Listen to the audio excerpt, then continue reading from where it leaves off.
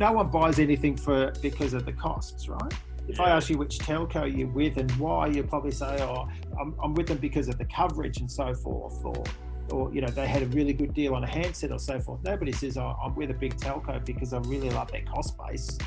About 70 to 80% of companies, according to some estimates, that use cost plus pricing. Wow. And when you think about it, it is actually really simple. You just add up your costs and throw on your markup, cross your fingers and hope for the best. But the reality is that most people, ask accountants how good their cost estimates are, and they're not 100% comfortable that they've got the right methodology to allocate costs across businesses, never mind across products, for example.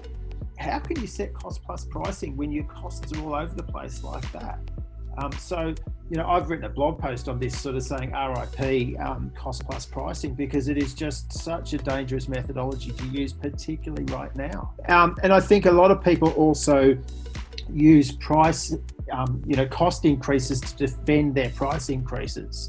And years ago, that used to be fine. If your inflation rate was running at 2%, you could get away with a price increase of 2% because it was under that psychological radar of the inflation rate, or 4%, or whatever the case may be. But go over that. And I've always said the bigger the price increase, the bigger the justification you need to provide for it.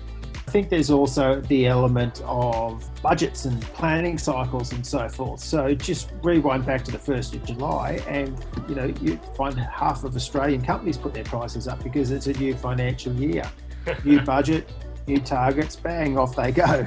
And so at the end of the day, if you think that there's three variables that we're playing with, right? Costs. 70-80% of companies use cost plus pricing.